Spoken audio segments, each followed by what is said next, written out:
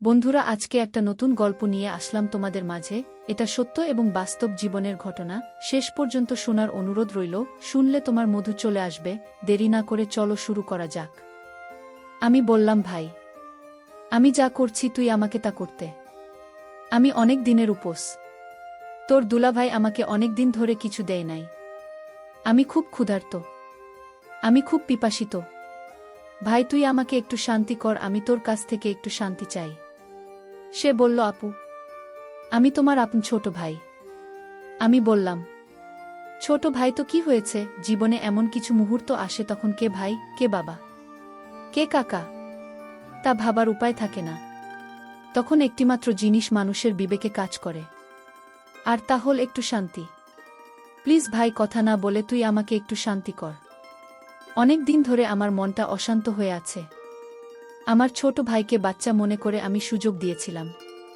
তারপর আমার ছোট ভাই আমার সাথে যা করল তা শুনলে বন্ধুরা তোমাদের মাথা ঘুরে যাবে। বন্ধুরা, গল্পটি অনেক অনেক ইন্টারেস্টিং। গল্পটি শোনার জন্য তোমাদের সকলের প্রতি আমার বিশেষ অনুরোধ রইল। বন্ধুরা, তোমাদের নিকট আমার ছোট্ট একটি অনুরোধ, তোমরা দয়া করে আমার চ্যানেলটি সাবস্ক্রাইব করে আমাকে সাপোর্ট করবে। হ্যালো বন্ধুরা, আমি উর্মিলা আক্তার ঘর্মি। আমার ডাক নাম ঘর্মি। আমার বর্তমান বয়স 25। আজকে আমি তোমাদেরকে যে গল্পটি বলবো সেটি আমার বাস্তব জীবনের গল্প। তখন আমার বয়স ছিল 19। আমি দেখতে অনেক সুন্দরী, লাবণ্যময়ী এবং আবেদনময়ী ছিলাম বটে। আমার ফ্যামিলিতে শুধুমাত্র আমি, আমার ভাই এবং আমার মা বাবা ছিলেন। মোট সদস্য সংখ্যা ছিল 4 জন এবং আমি ছিলাম সবার বড়। আমার ভাই ছিল আমার ছোট, তার বয়স ছিল 15। আমার ছোট ভাইয়ের নাম সাগর। সে ক্লাস 10-এ পড়ত।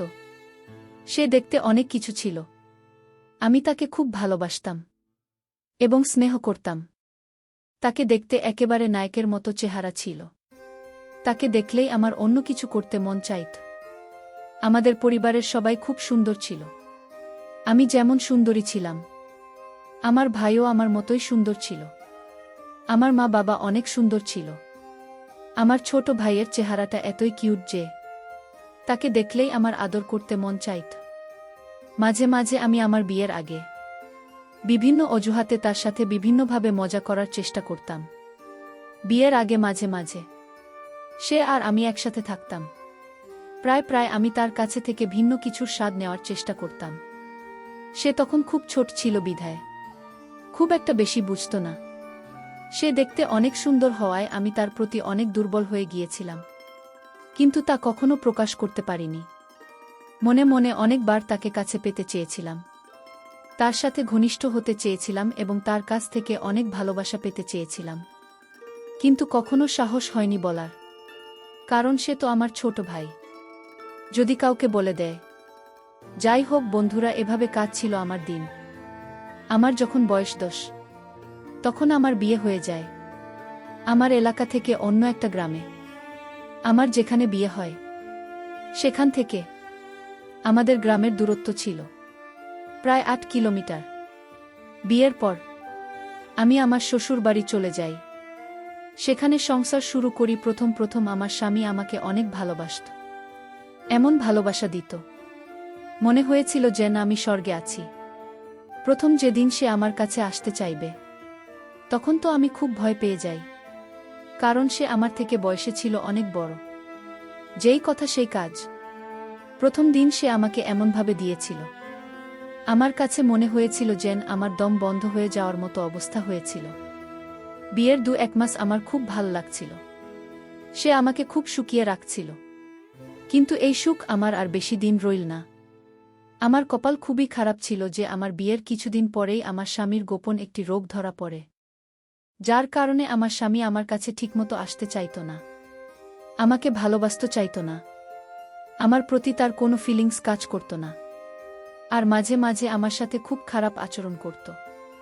আমার স্বামীর এই আচরণে আমি খুব কষ্ট পেতাম। আমি জানি না সে কেন আমার সাথে এরকম আচরণ করত। তার আচরণে আমি অনেক পরিবর্তন লক্ষ্য করি। আস্তে আস্তে তার সাথে আমার দূরত্ব বাড়তে থাকে। সে আর আগের মতো আমাকে ভালোবাসে না। রাত হলেই সে কোনো না কোনো অজুহাতে আমার কাছ থেকে দূরে থাকতে শুরু করে। আমি যখনই তার কাছে যেতাম ভাবতাম আজ তার সাথে সময় কাটাব, আজকে আমরা স্বামী স্ত্রী মিলে একটু রোম্যান্টিক সময় পার করব। কিন্তু আমি চাইলে কি হবে? তাতে তার কোনো সাড়া পায়নি। আমি যতই তার কাছে যেতে চাইতাম সে আমার কাছ থেকে বিভিন্ন অজুহাতে অনেক দূরে থাকতে শুরু করল। সে এখন আমাকে বিন্দুমাত্র সময় দেয় না। তার আচরণে এতটা পরিবর্তন দেখে আমি খুব বিস্মিত হই। আমাকে ভালোবাসার তার মধ্যে কোনো আকাঙ্ক্ষা নেই। রাতে কিংবা দিনে সে কখনই আমার সাথে আকর্ষিত হওয়ার চেষ্টা করত না। আমাকে সবসময় সে ইগনোর করতে শুরু করল। তার এসব দেখে আমার মনে অবস্থা আরও খারাপ হতে লাগল। তারপরেও আমি ভালো ছিলাম।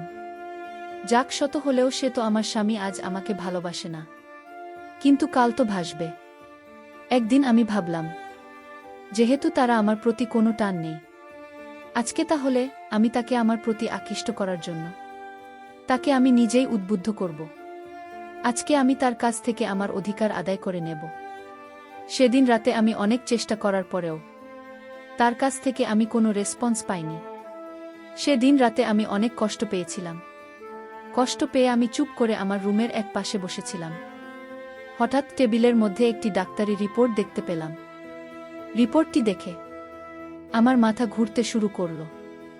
সেখানে পরিষ্কার করে লেখা ছিল যে আমার স্বামীর বিশেষ হরমোন একেবারে শেষ হয়ে গেছে। সে আর কোনো দিন আমাকে সুখ দিতে পারবে না। রিপোর্ট দেখে আমি যে কি করব বুঝে উঠতে পারছিলাম না, কারণ আমার স্বামীর বিশেষত্ব নষ্ট হয়ে গেছে।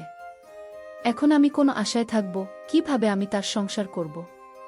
তার যে সমস্যা সে তো আর কোনো দিন আমাকে সুখ দিতে পারবে না।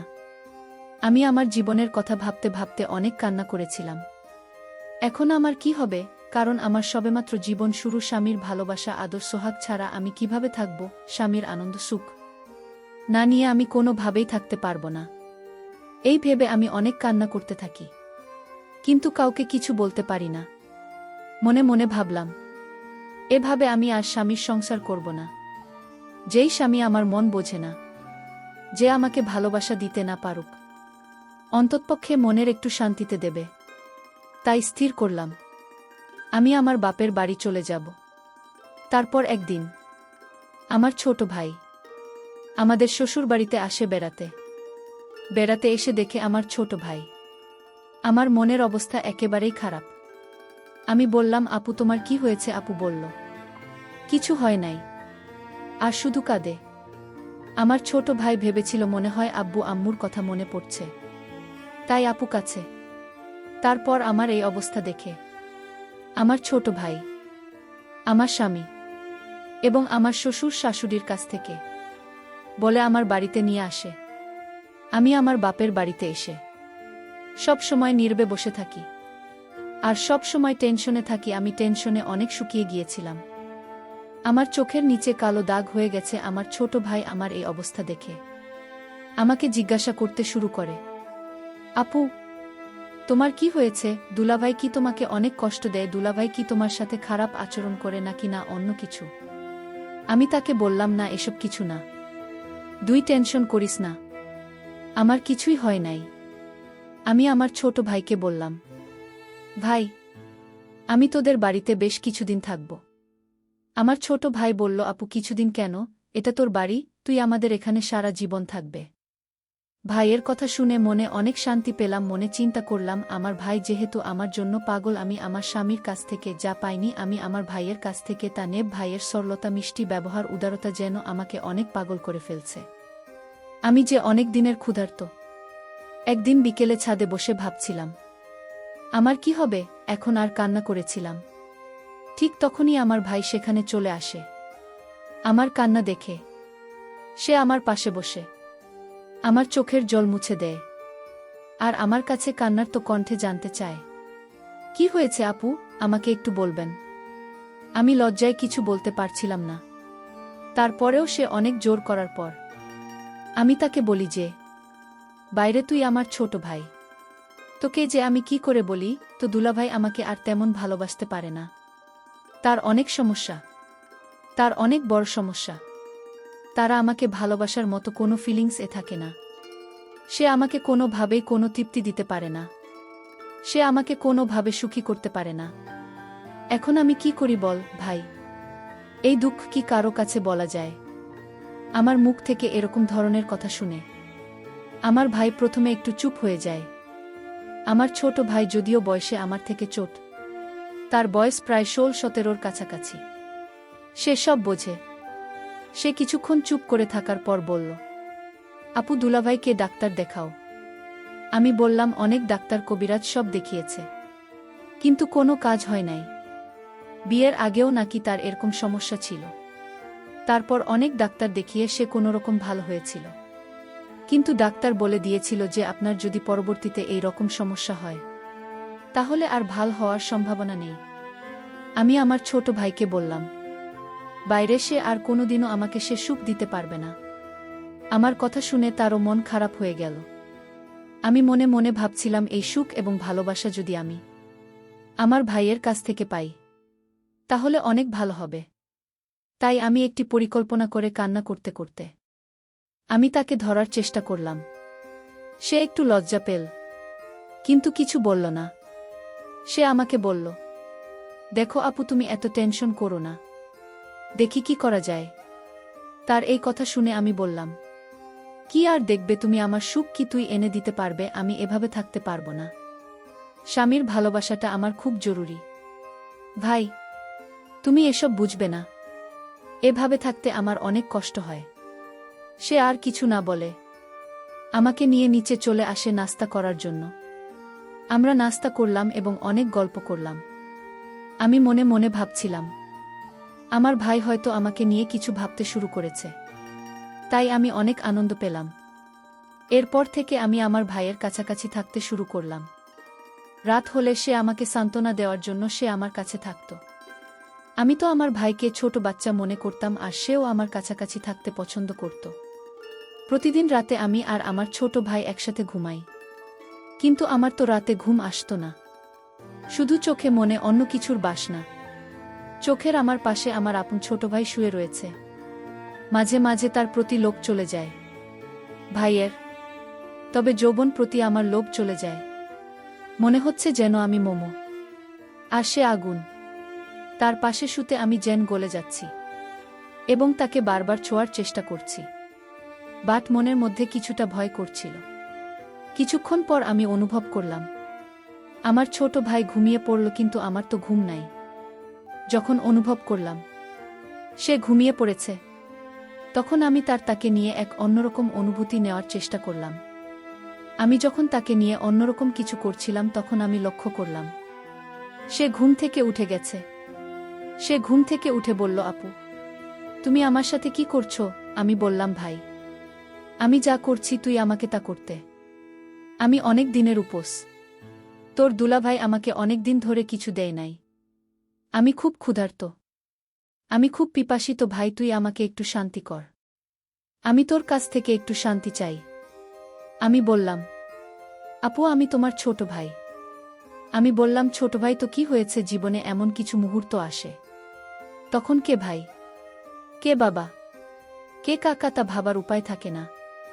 তখন একটিমাত্র জিনিস মানুষের বিবেকে কাজ করে, আর তা হল একটু শান্তি। প্লিজ ভাই, কথা না বলে তুই আমাকে একটু শান্তি কর। আমার ছোট ভাইকে আমি বাচ্চা মনে করে তার সাথে আমি একটু রোমান্টিক করতে গিয়েছিলাম। সে যখন প্রথম আমাদের ওখানে আক্রমণ করেছিল তখন আমার কাছে মনে হয়েছিল আমার দম বন্ধ হয়ে যাচ্ছিল। আমার মনে হয়েছিল একটি প্রলঙ্কারী ঘূর্ণিঝড় বয়ে গিয়েছিল। আমার সব কিছু দুমড়ে মুচড়ে ফেলেছিল। সেদিন সে আমাকে অনেক সুখ দিয়েছিল বন্ধুরা। তার কিছুদিন পর বন্ধুরা আমি আমার স্বামীকে ডিভোর্স দিয়ে দিই এবং আমি আমার ছোট ভাইকে স্বামীর মতো গ্রহণ করতে থাকি। বন্ধুরা, যে স্বামী না পারে কোনো মনের সুখ দিতে, না পারলে অন্য কিছু, তার সাথে তো আর যাই হোক কেন সংস্কার হয় না। সবকিছু বাদ দিয়ে বন্ধুরা, এখন আমি আমার ছোট ভাইকে সবার অন্তরালে স্বামীরূপে গ্রহণ করে নিলাম। আমি জানি না আমার এই জীবন কতদিন চলবে বন্ধুরা। আমি ভুল করছি, নাস্তিক করছি, তা আপনাদের উপর ছেড়ে দিলাম। নিশ্চয়ই আপনারা কমেন্ট করে জানাবেন। বন্ধুরা, আজকে এই পর্যন্তই। আবারও আসব তোমাদের মধ্যে নতুন কোনো ভিডিও নিয়ে। ভিডিওটি যদি তোমাদের ভালো লাগে তাহলে একটি লাইক দাও। প্রতিদিন আমি তোমাদেরকে একটা করে নতুন গল্প উপহার দিব, তাই তোমাদেরকে অনুরোধ করে বলছি, তোমরা যদি এরকম ধরনের ইন্টারেস্টিং গল্প পেতে চাও তাহলে দয়া করে আমার চ্যানেলটি সাবস্ক্রাইব করো। পরিশেষে তোমাদের সকলের সুস্বাস্থ্য কামনা করি। ভিডিওটি দেখার জন্য তোমাদের সকলকে অসংখ্য ধন্যবাদ।